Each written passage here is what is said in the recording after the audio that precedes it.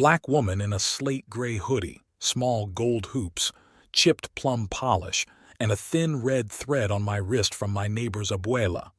Braids tucked neat, scuffed white sneakers set on a cracked city stoop between a humming laundromat and a corner bodega where a lotteria card, El Sol, is taped to the window like a stubborn sunrise that refuses to dim. Steam lifts from a dented metal pitcher, cafecito, sweet and strong, while the radio slides from bachata into a brisk cumbia. Hanger hooks click, dryers thrum, and a badge catches the light before the shadow attached to it stops at my toes and says, not hello, just, you can't sit here. I look up and keep my eyes steady. People swear money is armor. What they don't say is prejudice doesn't check bank apps. It checks skin, clothes, posture, and writes the ending it wants before you say a word. I used to think daytime could talk folks out of their worst ideas, that when a block smelled like laundry soap and fresh coffee, the world would behave. But the air thins fast when someone decides you don't belong. He doesn't ask anything, just measures my jacket like it owes him answers. Thumb taps his belt for punctuation, not quite a threat, more like a hint I meant to hear. Inside, Mr. Ortiz wedges the door with a milk crate and lets the music breathe onto the sidewalk. He doesn't speak, just watches, the kind of quiet that counts. Decent block, the officer says, the word decent doing more work than it can carry. Not a place to linger. Heat climbs behind my ribs, the old urge to justify, to recite a resume like a passport, but I swallow it because explaining your right to exist is just another way to ask permission you already have. I'm not bothering anyone, I say, even and low. He leans in.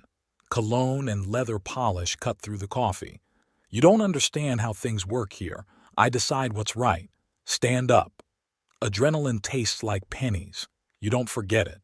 I press my palms to the cool edge of the step to keep them from shaking and count the way Abuela taught us. 4 in, 4 hold, 6 out, because despacio no es rendirse. Slow isn't surrender.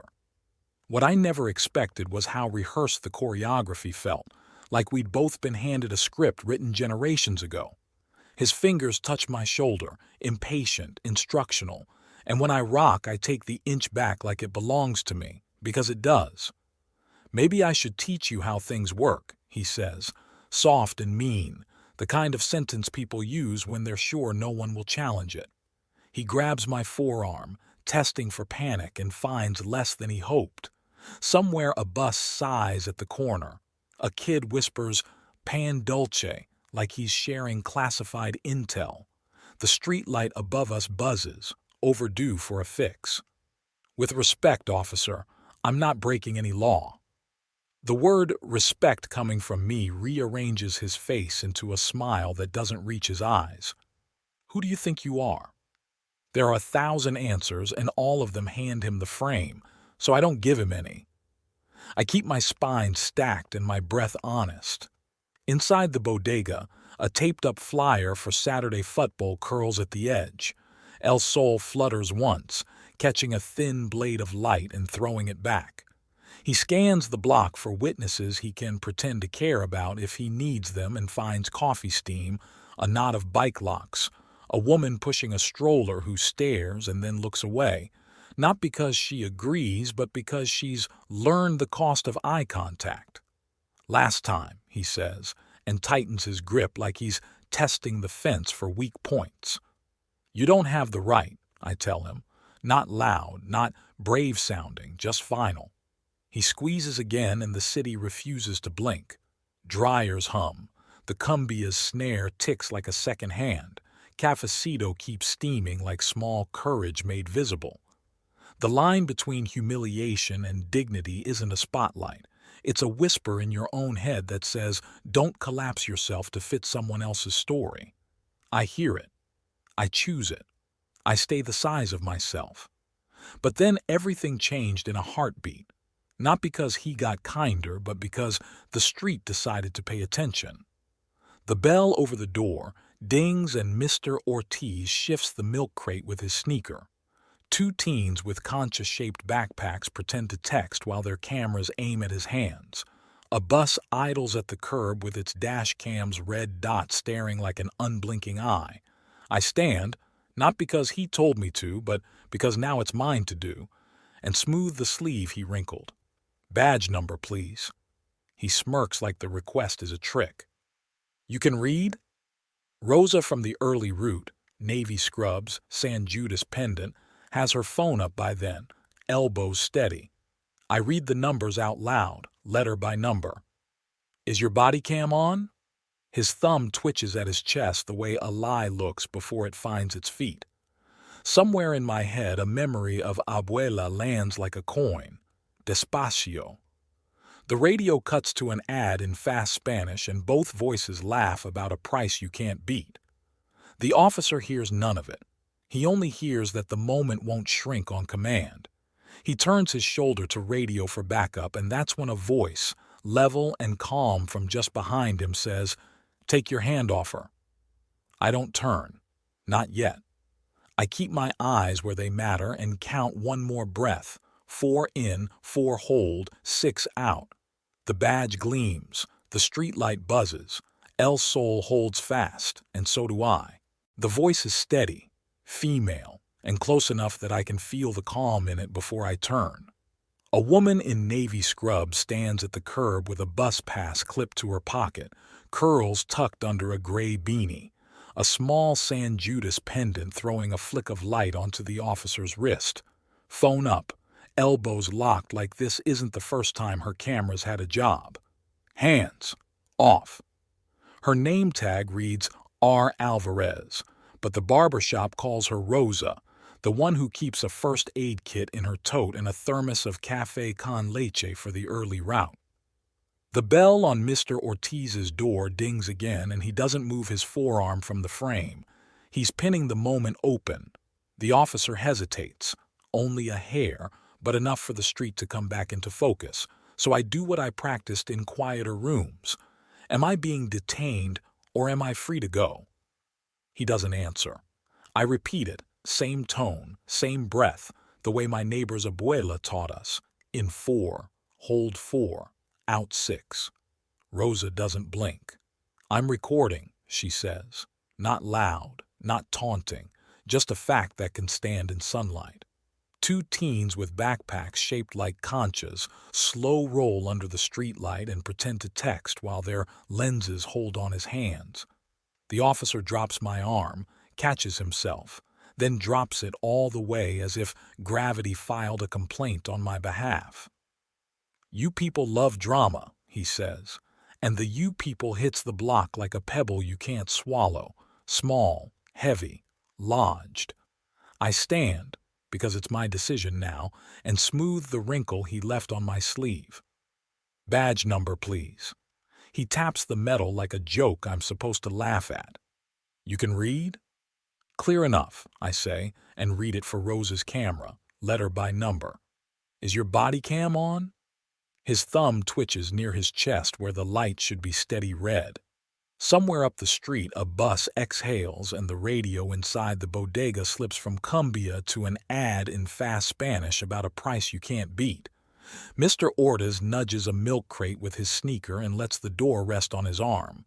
El Sol, the Lotteria card, flutters once against old tape like a sunrise trying not to blink. The officer squares his shoulders as if posture can redraw the scene. ID. He extends a palm like it's a basket for my center and my name. "Am I suspected of a crime?" I ask. "State the statute." Practice makes that sentence land without a wobble. He hates the question. You can see it in the way his jaw clicks tighter. Rosa tips her chin toward the corner where a second cruiser rolls in, slow lights washing the storefront red, then blue, then red again. An older sergeant steps out, eyes doing quiet math. My stance, Rosa's phone, the teens' cameras, the badge number I just read into a live record, the body cam that isn't on. Something private passes across his face like he's already 9 forms into the future. He clears his throat. "Ma'am," he says to me, "would you mind stepping over here while we sort this?" Over here is still in the light, still in the frame, still within reach of the bell that refuses to stop singing this scene into being. I take 2 steps, and he mirrors me without crowding. The first officer mutters, and the sergeant answers in that voice you use when you're both correcting and saving at the same time. "What's the issue?" the sergeant asks, not quite a question, more like a census. "Loitering," the first says, as if the word can stand up without help. "Waiting," I say, because that's what I was doing when this started. "Recording," Rosa adds, so the universe stays balanced. From the bus lane, a horn gives a single patient note. The sergeant glances at my hands, my breath, the door, the phones, the light, and something like responsibility climbs into the space between us. He tries to tidy it. "Ma'am, do you have identification?" "I do," I say, "and I'll show it when you tell me what crime I'm suspected of." The line doesn't sound brave. It sounds practiced, because practice is how you hold a shape under pressure. He nods once, conceding a sliver to the fact that words have rules. "We've had complaints about people sitting on these steps." "From who?" I ask. He doesn't answer and doesn't need to. We all know how complaints can be conjured when someone decides your presence is the problem. The first officer can't find his footing now that the scene didn't collapse on command. "Move along," he says to no one in particular, then to me, then to Rosa, then to the idea that we might insist on staying the size of ourselves. The siren that was thinking about us decides to arrive and winds down to a sigh. A man in a navy windbreaker with press stenciled across the chest steps off the idling bus with a camera the size of certainty. He doesn't announce himself. The lens does it for him. The sergeant's radio crackles with a supervisor's call sign and he keys it to answer, eyes not leaving the moment. Mr. Ortiz finally speaks, low, respectful the way people get when respect isn't being returned to them. "Sargento," he says, "her lawyer is 2 minutes away." It isn't exactly true, but the neighborhood thread moves the word abogado faster than traffic, and a truth can be a minute away even if the person carrying it is not. The first officer bristles. Too late, too obvious. I feel anger climb and cage it with breath. Slow isn't surrender. Slow is choosing. "Ma'am," the sergeant says again, careful now, "are you willing to provide your name?" I give it to him and nothing else. Not the titles, not the boards, not the skyscraper floors where I've watched men relearn my name when I sign the check. Those don't belong to this sidewalk and I refuse to pay with them. "Thank you," he says, and to the other officer, "Body cam?" The silence answers for him. The sergeant's eyes harden the way accountability does when it quits being optional. "Activate it." A beat. The blink goes red at last. The teens with the concha backpacks exchange a look like, there it is. Rosa doesn't lower her phone. What I never expected was the way the block chose sides without raising its voice. The laundromat hums like a tired animal. The bodega's radio returns to music, a woman laughing mid-verse as if she knows we need permission to breathe again. A little boy in a Spider-Man hoodie stares until his mother pulls him close and whispers, "Mírame, mi amor." Not to stop him from seeing, but to remind him who he is while he's seeing it. The sergeant checks his watch and says into the radio, "Supervisor en route." The first officer hears the future in that. Names, reports, a log that doesn't forget, and reaches for the only tool he trusts, offense dressed as procedure. ID now. I don't flinch. If I'm under arrest, read me my rights. If I'm free to go, say it. My voice sits square, like a board that finally found a level. He doesn't answer me. He looks at the sergeant, and the sergeant looks at the camera, then at Rosa, then at El Sol taped to the glass, edges browned from summers and winters, a paper sunrise refusing to dim. "Here's what we're going to do," the sergeant says carefully, speaking to the moment more than to me. We'll document the contact and the complaint. Ma'am, you're free to go. Officer, you'll stand by for the supervisor. It doesn't feel like victory, not yet. It feels like air returning to a room you didn't know had been starved. The first officer's jaw jumps. This isn't over, he mutters, and the block hears the promise the way you hear thunder where the forecast said sun. Rosa lowers her phone an inch, not all the way. It never is, she says, not to him, to me. Mr. Ortiz slips a tiny paper cup of cafecito into my hand the way people do when there's nothing else to offer that won't make it worse. It's sweet and a little burnt at the edges and tastes like staying. I take it because refusing kindness is its own kind of collapse. I could pull rank, say a name that opens doors, call a number that sends suits, but that would shrink this down to power versus power. And that's not the lesson I want the boy in the Spider-Man hoodie to carry home. Thank you, I tell Rosa and Mr. Ortiz and the kids with shy lenses. The press guy asks my name and I give it, the same way I gave it to the sergeant. Just the name, no biography. The supervisor's vehicle turns the corner, and the red-blue wash flips El Sol from card to signal and back again. I square my shoulders and breathe to the count. Slow isn't surrender. Slow is choosing. I choose to file the report, to keep the footage, to call a lawyer whose voice turns rooms. And when the sergeant asks whether I want to come down to the station to formalize the complaint or schedule an appointment, I hear myself say, "We'll do it now." Not because I trust the walls there, but because some stories have to be told in the rooms that pretended not to hear them. The bell over the door dings once more. El Sol holds fast, and so do I. Fluorescents hum like a bad mood and the lobby smells like disinfectant and tired carpet. A wall clock does its slow metronome while a vending machine clicks through nothing anyone wants. I walk in with Rosa beside me and the sergeant half a step ahead, and the first thing the front desk shows me is a little dish of lollipops with chile and lime. A cracked ceramic cup with Nuestra Senora tucked behind the monitor, and a nameplate that reads, Morales. She looks at me the way people look when they've learned to hold two truths at once, job and conscience, and says, "Complaint form?" like she's already moving the paperwork toward me. "Internal affairs referral, incident number, and a preservation request for all video," I say, voice even. Rosa is already airdropping her footage to the email Morales gives us. The sergeant dictates the badge number and timestamp to the desk while my pen prints the facts in block letters that don't shake. Location, sequence, contact, witnesses, body cam initially not active, dash cam bus lane present, press present, sergeant on scene. The door to the hallway opens and closes in uneven rhythms. Somewhere a printer jams and someone taps it like that will change its mind. Walker passes once at the far end and pretends not to see me.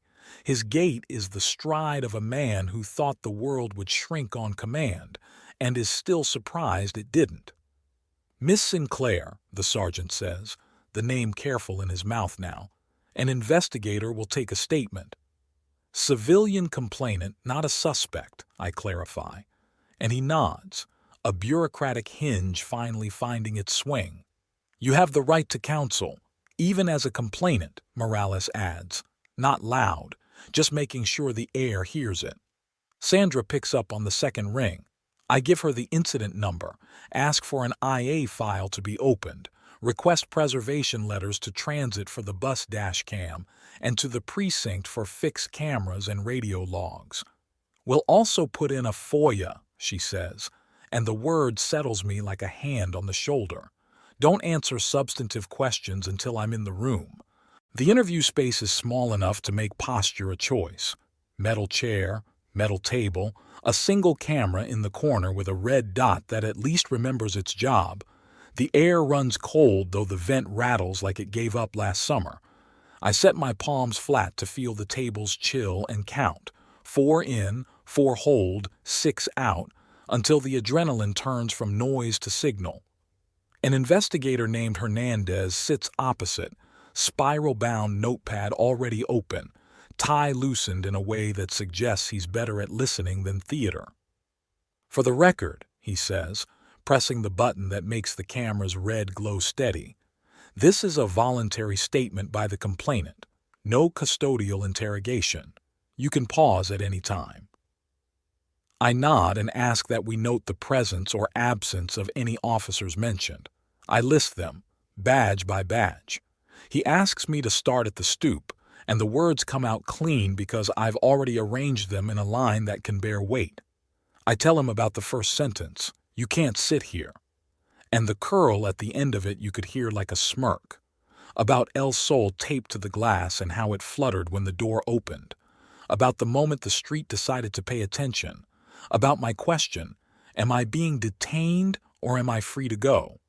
And the feeling of taking the inch back like it belonged to me. Hernandez doesn't interrupt. He only asks for timestamps and distances, and once for the exact phrase Walker used when he said, "Here I am the law," because exact phrases are nails that hold boards in place. At a pause, he says, "Do you want water?" And I say, "No, thank you," because I don't trust cups in rooms like this for reasons I can't defend but won't betray myself over. The door clicks and Sandra slips in with a folder that looks heavier than paper. She sits at my left, eyes scanning the notes without breaking the line of my telling. When I finish the first pass, she adds the preservation requests aloud so they ride the record. Body cam files, CCTV exterior, dispatch CAD logs, MDT messages, radio traffic, officer memo books, any citizen calls referenced in the complaint's pretext.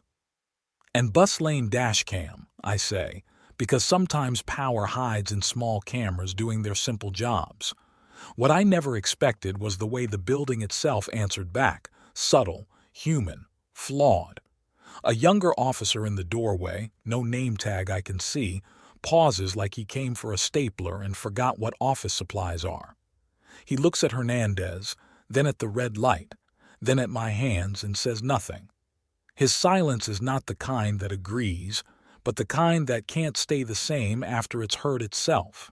Morales appears with a printed receipt that gives my complaint a number, and the number looks like a street address I once lived at, and I decide to take that as an omen I can keep. The sergeant knocks, leans in enough to say, "Supervisor will brief IA tonight," and leaves a business card on the table with a pen mark under his extension like he expects to be called by people who use pens. Walker ghosts the glass again, a blur in a convex mirror. The red dot on the room camera keeps doing its small, honest job. Hernandez asks one more question he has to ask. "Any injuries?" And I say, "No medical attention required," then add, "But the record should reflect the shove and grip, because bruises aren't the only way harm takes notes." Rosa texts Sandra the files. The little bubbles jump and stop and jump again on the lock screen while we initial each page and sign our names like promises. A printer down the hall uncurls a long strip of paper that will become part of a stack.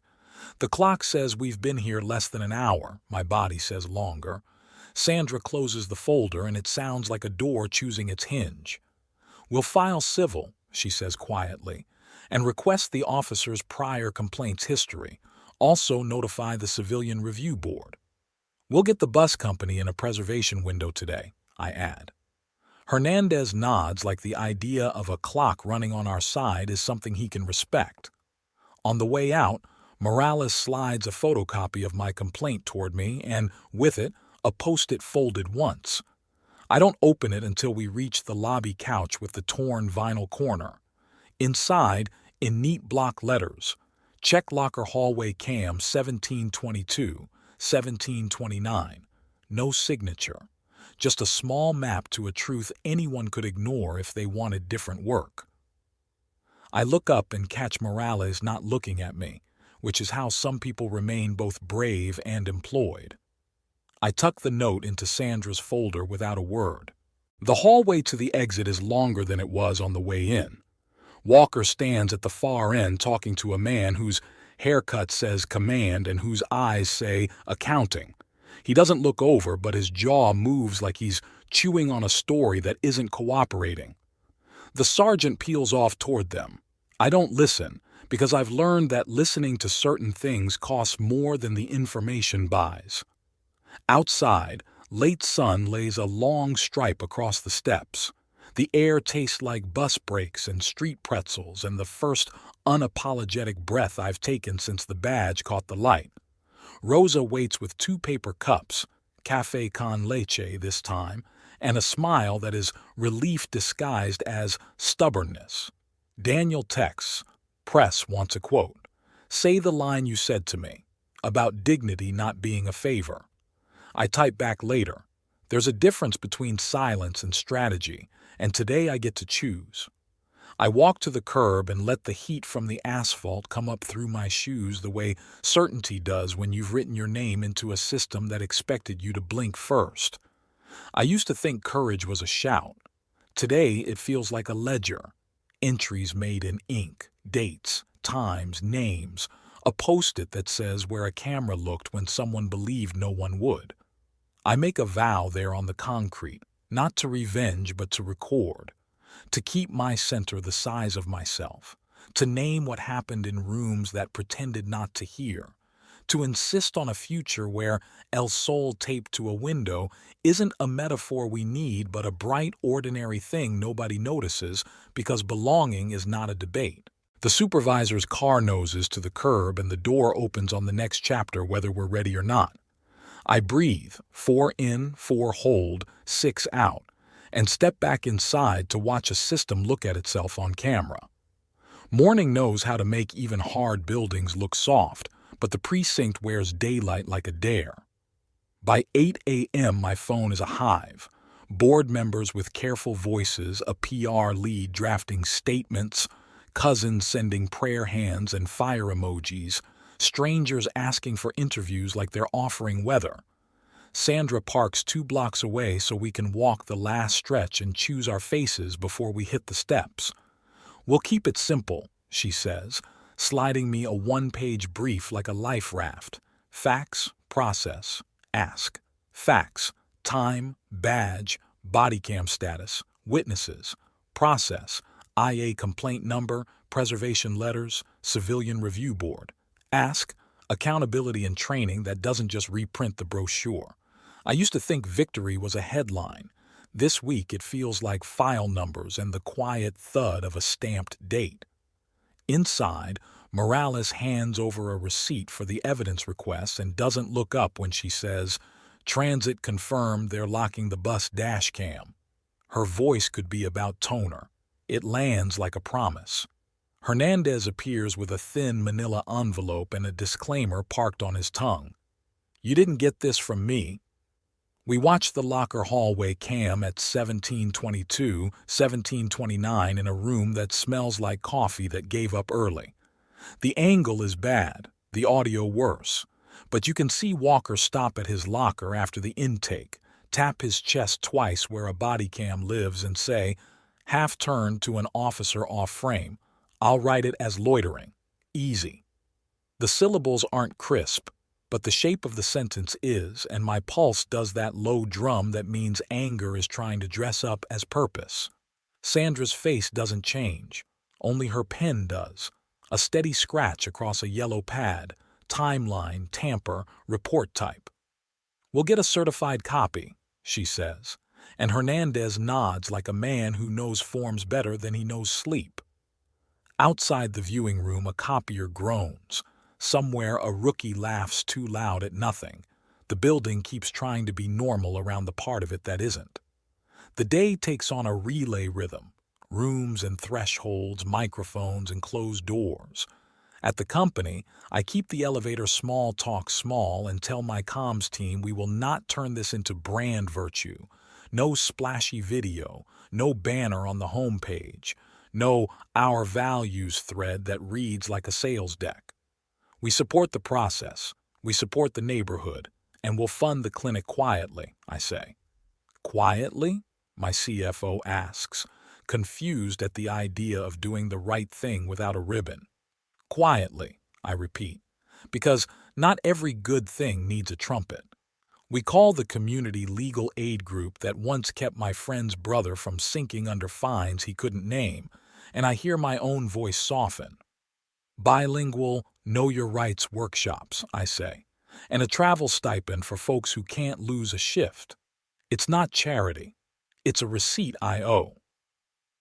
Rosa meets me at the church hall that evening, the kind with folding chairs that pinch your fingers and a bulletin board layered in flyers for ESL classes, food pantry hours, and a Saturday loteria night someone spelled with too many accents. She brings a thermos of café con leche and a stack of forms. Mr. Ortiz drags in a crate of pan dulce that tastes like childhood and apology. People arrive in twos and threes, shoulders high at first, then settling as the room learns itself. We practice saying the sentences that make space when space is not offered. Am I being detained, or am I free to go? Am I suspected of a crime? State the statute. We talk about documenting without escalating, about breathing so slow the body learns there are choices inside fear. A teenager in a varsity jacket asks if it ever gets easier. Not easier, I say, but more legible. Rosa smiles at that. Legible like a street you've walked at different hours and know where the cracks live. At the back, a man in a city jacket lingers, cap pulled low, trying not to be noticed in a room that notices everyone. He leaves before I can say hello, and that feels like a page dog-eared for later. After, when the folding chairs scrape the floor and the bulletin board tacks go back in crooked, a woman presses a prayer card into my hand, La Virgen de la Caridad, and says in Spanish that her father used to repeat, No te hagas pequeña para caber. Don't make yourself small just to fit. I tuck the card next to the post-it in Sandra's folder. Some truths need paper backing to stand upright. What I never expected was how consequences move like weather, loud in one neighborhood, barely a breeze in another, and then suddenly everywhere. By Friday, Walker is on administrative assignment, which is what institutions call timeout when they don't want to argue about it yet. The union releases a statement about context. The department promises review, and my inbox learns new shapes of praise and poison that read the same after midnight. Daniel calls to say he's proud and to remind me to sleep. I promise I will and mean it for the length of the call. Reporters find me at the curb and I give them only the three things we rehearsed: facts, process, ask. Are you doing this to boost your profile? One asks, as if survival were an angle. I don't need the profile, I say, simple, and watch him look disappointed that righteousness didn't come with confetti. At home, I put El Sol, a second cardmeister Ortiz slid into my palm when I left the shop, on my kitchen window with a strip of tape that doesn't quite hold. It flutters when the AC kicks on, a paper sunrise stubborn against a man-made breeze, and I take that as permission to feel tired. I used to think changing a system meant hauling it onto a stage and making it confess. This week it looks like emails that say confirmed, like timestamps that won't be bullied, like a kid in a Spider-Man hoodie learning the difference between a voice raised and a voice held steady. Sandra texts, CPRA for prior complaints filed, transit sending dashcam Monday. Morale's folded note glows in my mind like an exit sign. Rosa sends a photo from the church hall, the bulletin board with a new flyer we made in English and Spanish. At the bottom, in small print, Despacio no es rendirse. Slow isn't surrender. Slow is strategy. I fall asleep to the hum of the fridge and the stubborn little tap of El Sol against the glass, and wake before the alarm to a message from an unknown number. I can't stay quiet. Meet me away from the station. I have information about Walker. Don't text back. The name attached is no name at all, just a city-issued email in the preview line that makes my chest go still for a beat and then widen enough for breath to come back. Weather, I think, and the forecast just changed. By Saturday, the city had learned our names and then mispronounced them in a dozen headlines. I stopped counting. What mattered were the smaller things that didn't make the crawl. Rosa, texting a photo of the church hall floor after the workshop, scuffed and shining like we'd walked a path into it. Mr. Ortiz taping a fresh El Sol to the bodega window because the first one finally gave up. Morales emailing 2 words, preserved, confirmed, without punctuation like she didn't want to wake the file. I went for a run before sunrise, past the basketball courts where a father showed his son how to square his shoulders at the free throw line, the way Sandra had told me to square my voice at a microphone. Knees bent, elbow easy, follow through. Back home, I made cafecito too strong and too sweet and let the quiet ask its questions. Was I angry? Yes. Did I want revenge? No.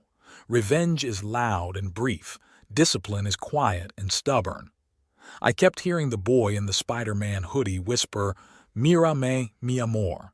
Not because he belonged to me, but because the neighborhood was asking who we'd be when the lights left.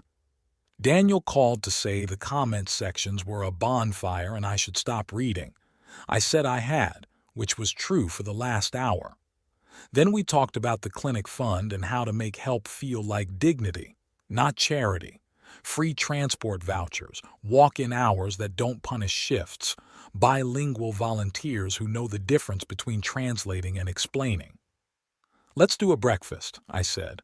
No stage, just tables. Pan dulce, oatmeal, fruit. We'll put the Know Your Rights sheets next to the juice. Daniel laughed because he knows I plan with snacks. It's how I make hard topics feel like a room you can enter without knocking. That afternoon, I wrote a note I wish someone had handed me when I was 15 and the world only believed me after I'd exhausted myself proving it. I read it into my phone with the same straight conversational voice I use with my closest friend. I used to think worth was something you earned and then guarded. But your worth isn't a trophy. It's your breath. Don't trade it for permission. Breathe slow. Ask the rule to say its name. If it can't, it doesn't get to own you. I sent it to the community center's newsletter and told them to run it without my photo. The director texted back a heart and a tiny sun. In the evening, I went to the school gym where the PTA was selling empanadas to fix the broken scoreboard.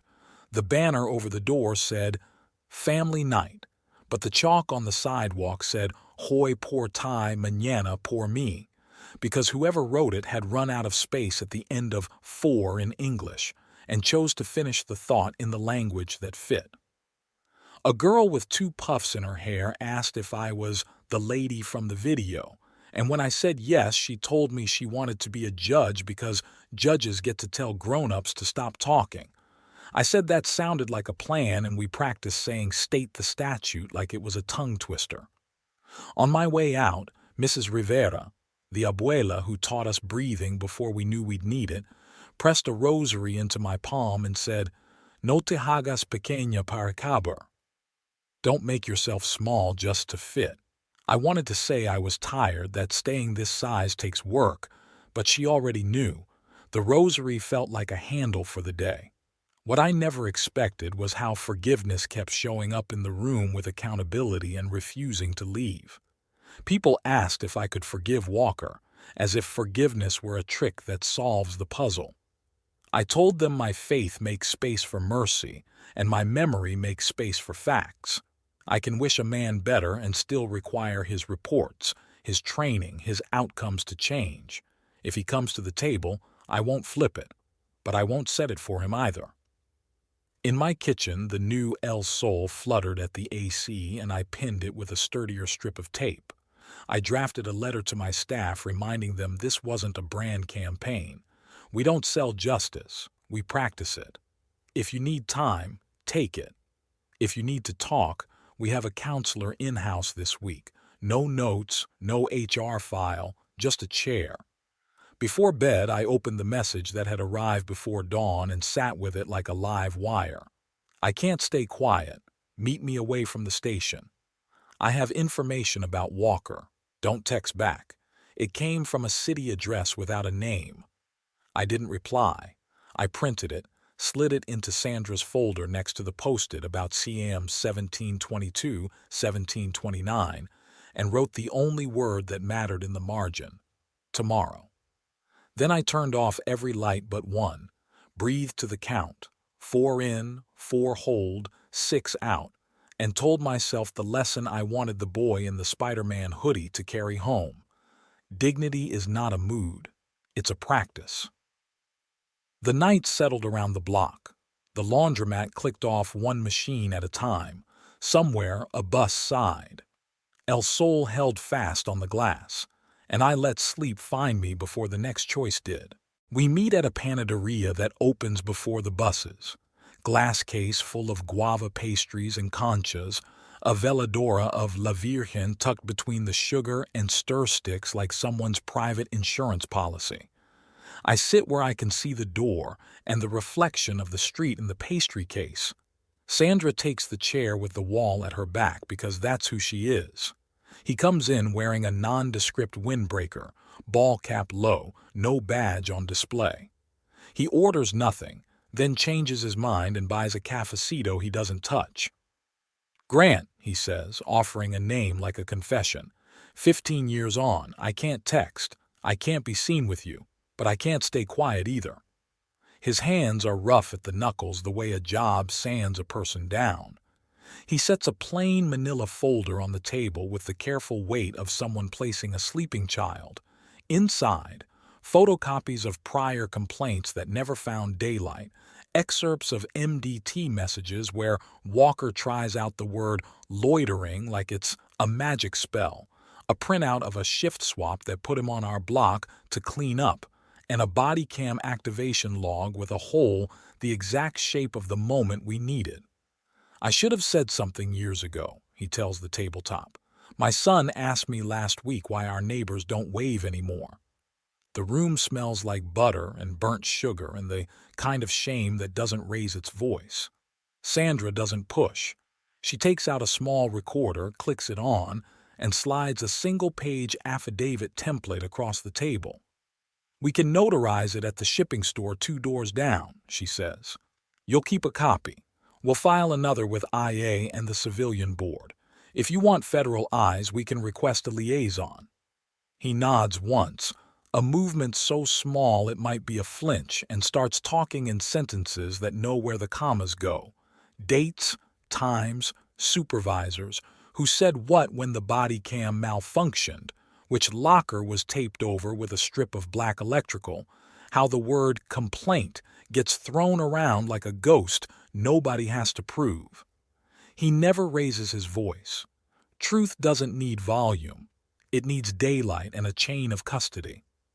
What I never expected was how ordinary courage looked on him.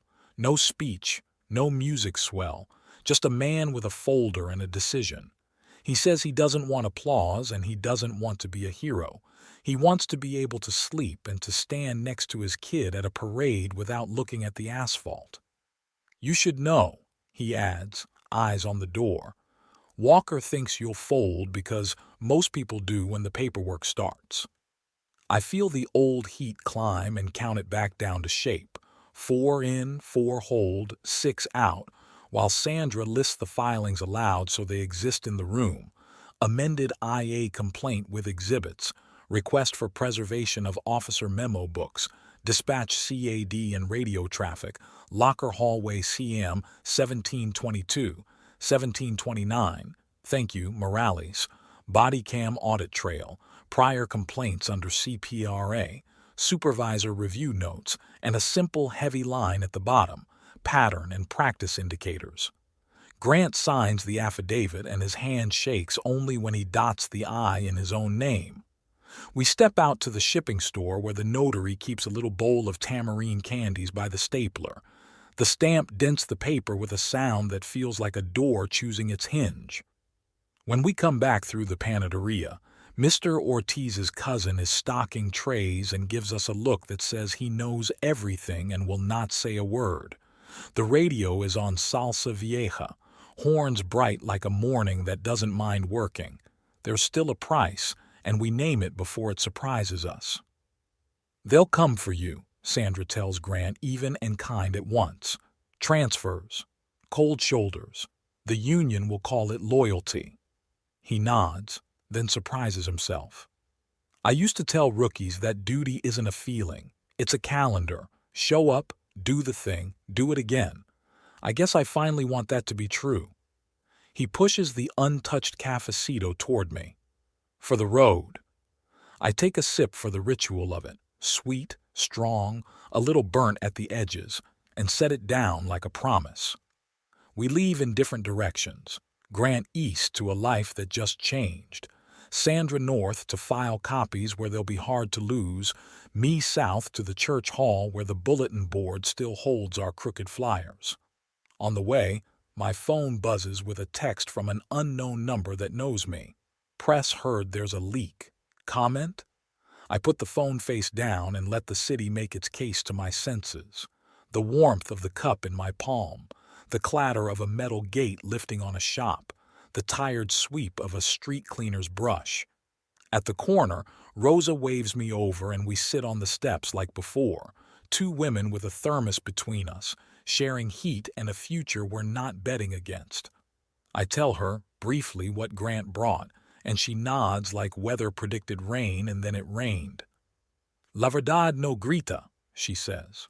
Truth doesn't shout. It just keeps standing up. I look at the Loteria card in Mr. Ortiz's window, El Sol, edges browned from summers and winters, and imagine the tape giving way and someone pressing it back flat, again and again, until it holds. The day has the shape of paperwork and the taste of sugar and the sound of a stamp, and I decide I can live with that. Tonight, we'll draft the motion. Tomorrow, we'll serve it.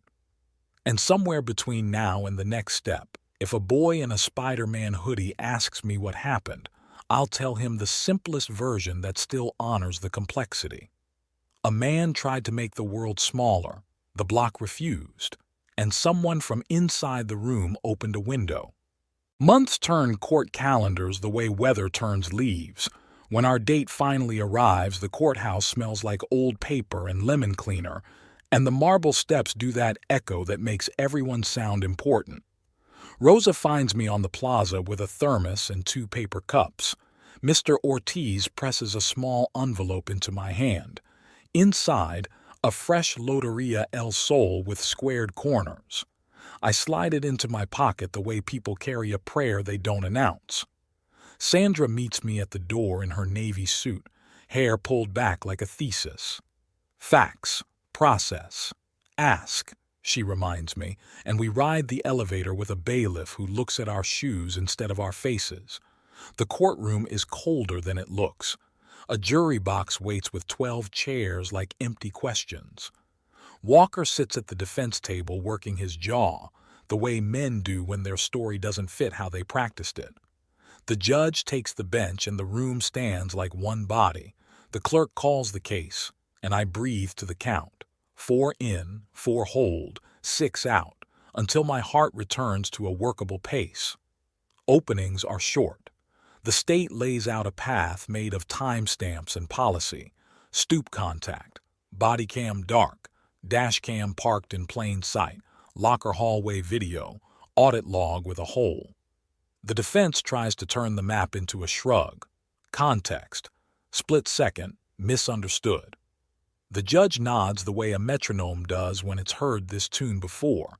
I testify first, not because I want to, but because sequence matters. The prosecutor's questions are scaffolding I can step on. Where, when, light conditions, distance, exact words. I tell it the way we wrote it into paper. The curl at the end of "you can't sit here," the count of my breath, the feel of leather polish in the coffee air, the moment the street chose to attend. I don't perform outrage. I describe a scene. When the ADA asks what I said, I keep it clean. Am I being detained or am I free to go? Am I suspected of a crime? State the statute. The jury writes even when I pause to find the next honest sentence. Cross-examination is a posture, not a surprise. Defense counsel tries to make me the weather. You were emotional. You raised your voice. You escalated. I keep my hands flat on the witness rail so the wood can carry some of the shaking I won't let my voice have. No, no, no, I say. And then the sentence we practiced. I kept my voice even and asked for the rule to name itself. He pivots to money like it's a character trait. You have resources, Miss Sinclair? I hear a murmur in the gallery and Sandra stills it with a look the way you steady a ladder with one foot. Resources don't change the law, I answer, and prejudice doesn't check bank apps. The judge sustains half his objections and denies the rest. The jury watches me the way people watch a tightrope without admitting they're holding their breath. When I step down, Rosa meets my eyes from the second row and taps her chest twice, a qui, to remind me my center lives where it always has. What I never expected was how quiet the room became when paper did the talking. Sandra stands for a short, surgical cross when the defense puts Walker's supervisor on to praise training. She doesn't raise her voice, she raises facts. Policy 4.12 requires activation upon contact, correct? Yes. Audit logs show no activation until after the sergeant arrived, correct? That's what it says. Locker hallway camera at 1722 shows Officer Walker tapping his chest and saying, "I'll write it as loitering. Easy, have you seen that?" Objection, foundation, overruled. Yes. Does loitering appear in your department's list of arrestable offenses without a predicate? No. She doesn't argue. She lets answers sit where the jury can see them. When the bus lane dashcam clip plays, there's no sound, just geometry.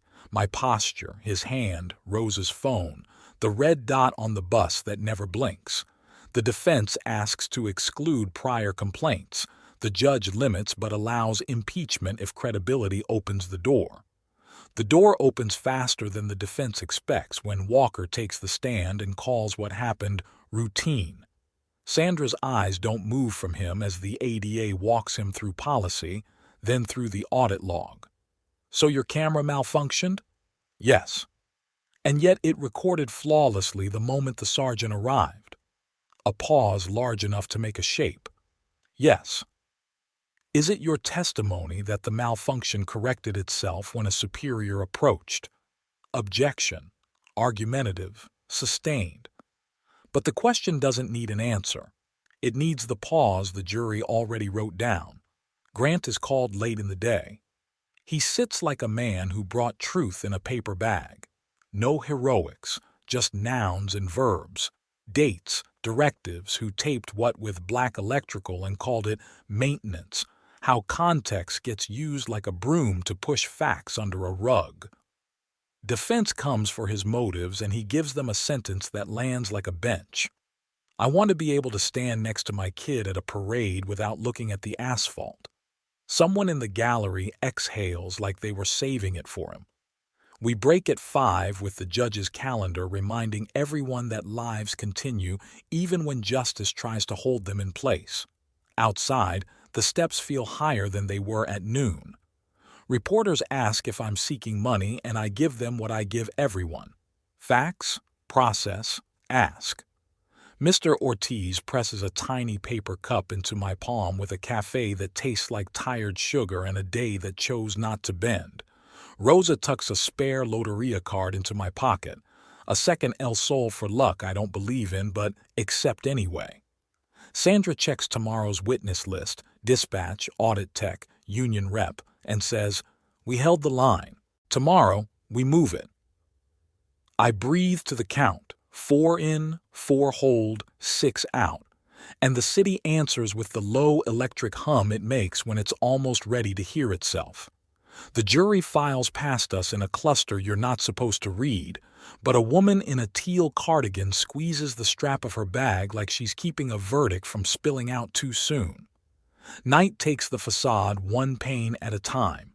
We head down the steps that remember every shoe, and I realize I am not walking smaller to fit this story. Tomorrow, we ask the room to stop calling the truth context. Tomorrow, we ask it to call it by its name. Morning comes in marble and echoes. The courthouse smells like lemon cleaner and photocopy heat. The elevator hums a note I can't place. Sandra hands me a café too sweet on purpose and a single index card with 3 words in her handwriting: fax, process, ask, as if I could forget.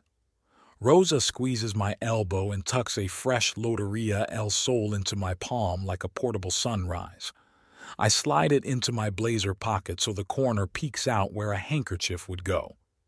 Inside, the courtroom feels colder than yesterday, or maybe that's just the way anticipation steals degrees. The ADA starts with a witness from IT who doesn't speak in drama, only in logs, audit trails, activation windows, metadata. He points with a capped pen at a printout large enough for the back row, body cam off at initial contact, on only after the sergeant's arrival, no error codes in between. So, not a malfunction, the ADA asks. No error noted, the text says, neutral as a calendar. The defense leans on posture. Policies are guidelines. The street is dynamic, and equipment fails, words that try to turn nouns into fog. On cross, Sandra passes the ADA a sticky tab like a relay baton, and the ADA asks what the log would show if an officer tapped the camera without activating it. A wake ping, the tech answers. We see one here. The jurors look down together as if the page has gravity. Grant takes the stand again and sits like a man who knows the difference between confession and testimony. He gives dates and names without reaching for poetry. When the defense offers disgruntled, he offers his kid's parade and the angle of a man's eyes when he can look straight ahead. You're breaking rank, the defense tries, and Grant says, I'm keeping it. A sentence that lands in my chest like a bench. The union rep follows with a familiar cadence, split second, context, support our officers, and Sandra doesn't rise. She lets the ADA ask the only question that matters. Does a support include correcting policy violations? The rep says yes because he has to, and the room hears the hinge click. Dispatch testifies in tones that sound like weather reports. Call times, unit numbers, no loitering complaint logged prior to contact. The judge sustains and overrules like a metronome that won't pick a favorite song. At recess, I touch the corner of El Sol in my pocket and breathe to the count. 4 in, 4 hold, 6 out, until my ribs remember they can move without permission. Closings arrive with the quiet of a door finally choosing a side. The defense goes first, framing the scene as ordinary and me as combative in subtle ways, a phrase that tries to make calm into threat. He gestures at my life like it's an exhibit and suggests I'm playing chess while his client was playing whack-a-mole with chaos. He asks the jury to forgive the human and to doubt the optics. It is skilled, and it is small. The ADA stands with no theatrics and builds a path out of timestamps. Contact at 16:58, camera dark. Am I being detained? At 17:01, camera dark. Shove at 17:02, camera dark. Sergeant at 17:05, camera red.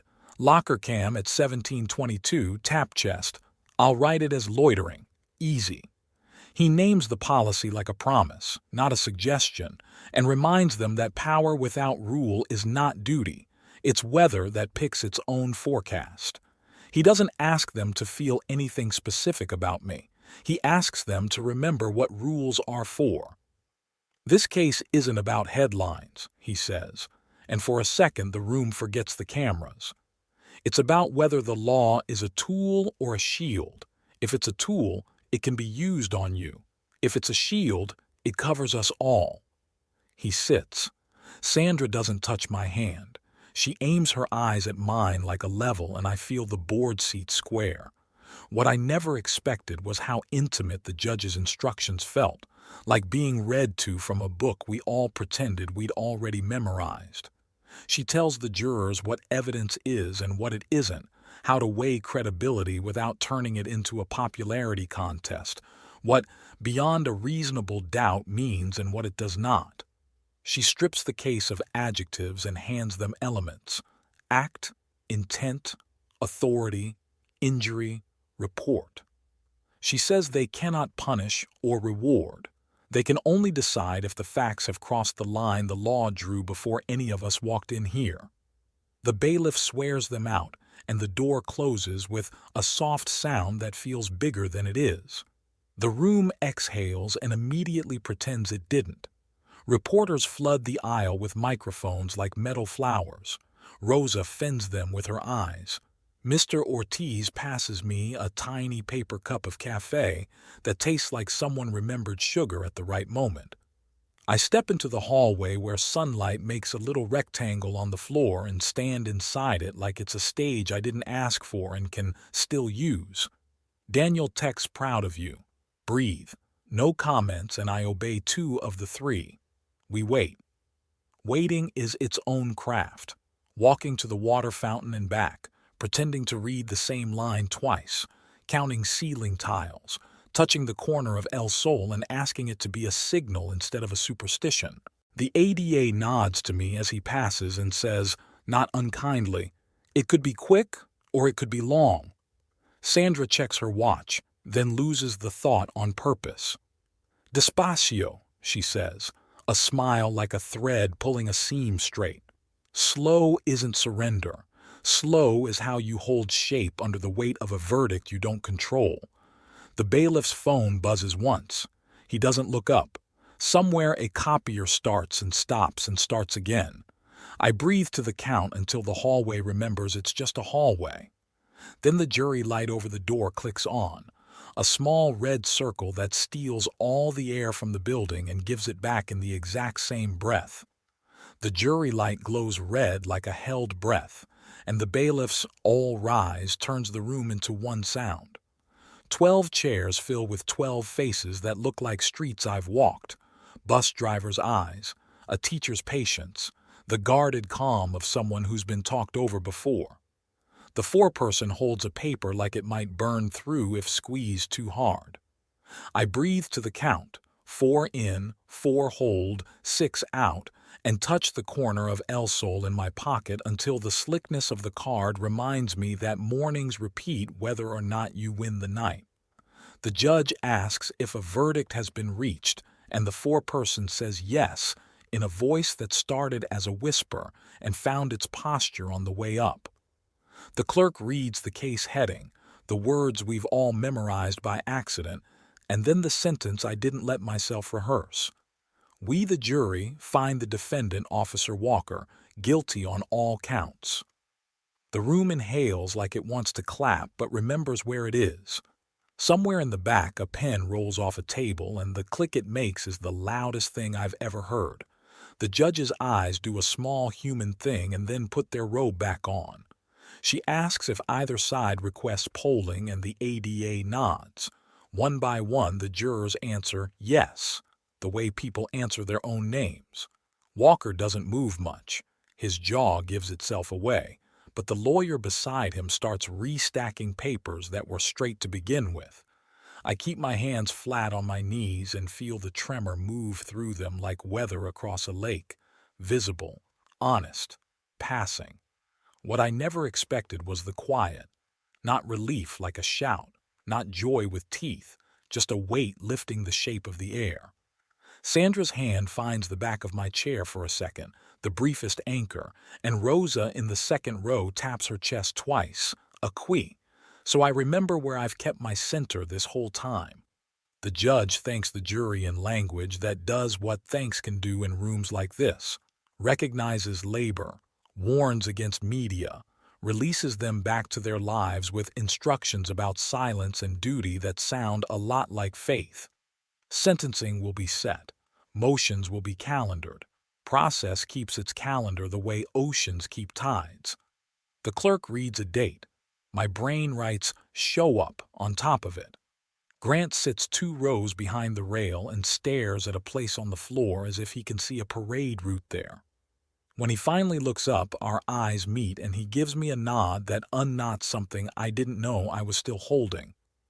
The union rep is already on his phone, thumb moving like a metronome, drafting a statement that will say context and service, and a phrase about difficult jobs that is true and also not the point. The ADA shakes my hand in the hallway like a person who knows better than to confuse a verdict with an ending. "You did the work," he says. And I think about how many hands carried this.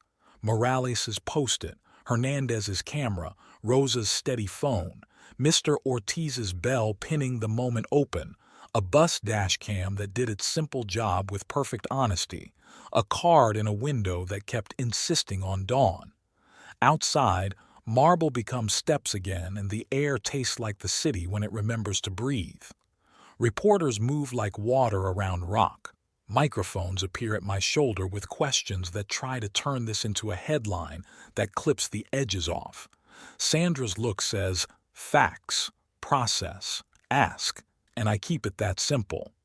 "We're grateful for the jury's attention to the evidence," I say. "Policy is not a suggestion. We're asking for training that sticks, audits that mean something, and accountability that doesn't depend on cameras to behave." A reporter asks if this is revenge. "No," I say. "Revenge is loud and brief. We're choosing discipline." Another asks if I forgive him. I tell the truth I can carry in public. My faith makes room for mercy. The law makes room for responsibility. Today we honored the second so the first has a place to stand. Mr. Ortiz presses a tiny cup of cafecito into my hand, and the sweetness lands just right. Rosa slides a fresh El Sol card into my pocket because she trusts redundancy more than luck. Daniel stands just out of frame with a smile that says, "Pride and also sleep, please." People clap because they need something to do with their hands. I don't raise mine. I'm not above relief. I'm just busy holding it in a way it won't spill. I used to think justice would feel like trumpets. Today it feels like a bored seating square under a level, like breath returning to a body that thought it had to borrow air forever. We walk down the steps slowly on purpose so the moment doesn't trip us. A girl with 2 puffs in her hair asks me if judges get to tell grown-ups to stop talking, and I say yes and also no. What they really do is tell the rules to say their names out loud. She nods like that makes sense and hands me a sticker that says, "Be kind" in glitter letters missing one eye. I stick it on the inside of my phone case where only I will see it. The sky does that late afternoon thing where it forgives the buildings for being square. Somewhere a bus exhales, a streetlight clicks. The city keeps its small promises. I think of the boy in the Spider-Man hoodie and hope his mother told him what happened in a way that let him sleep. I think of Walker and hope the part of him that listens is loud enough to hear what the paper said. I think of the next case, because there will be a next case. Systems don't pivot on one verdict, they lean. Sandra touches my elbow and tilts her head toward the curb where our car waits. We pass the plaza where a brass band is warming up, badly and with heart. The first note they get right is a low one that holds longer than it has any reason to. I breathe to the count, 4 in, 4 hold, 6 out, and let the quiet thunder of a room doing its job settle in.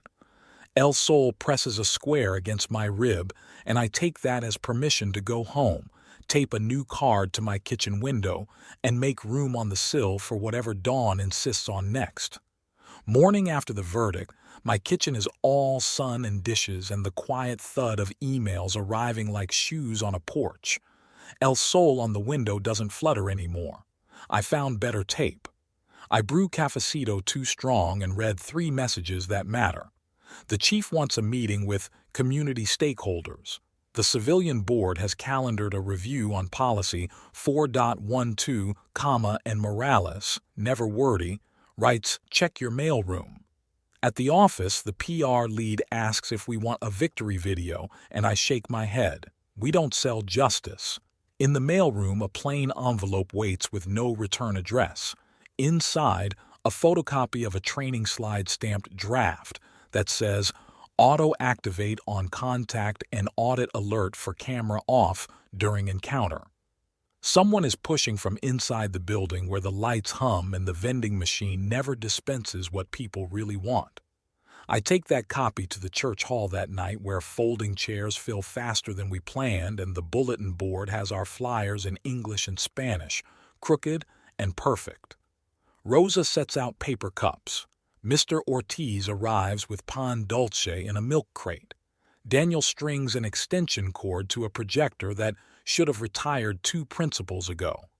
We don't call it a town hall. We call it a work night. We write a list on butcher paper like a grocery run for dignity.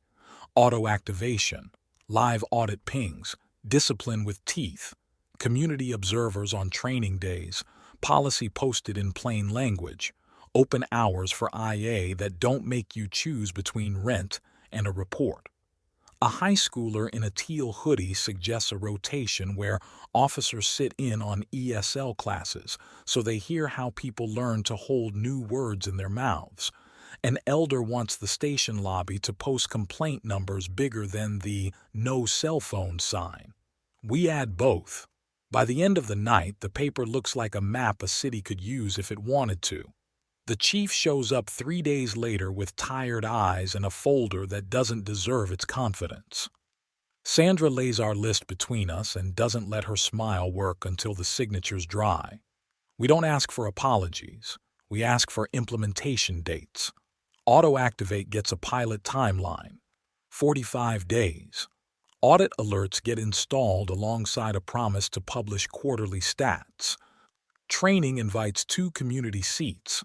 Rosa volunteers, and so does an uncle who has lived here long enough to remember when the corner used to be a bakery, and then a pawn shop, and then a church. Policy in plain language gets a web page and a stack of laminated cards that fit a pocket. Mr. Ortiz puts 6 by the register next to the tamarind candies. I ask for something that's not on our paper and feels like a dare even to say out loud. Stop teaching loitering as a fix for discomfort. Name the thing or let it go. The chief looks at a place on the table where there isn't anything and then nods.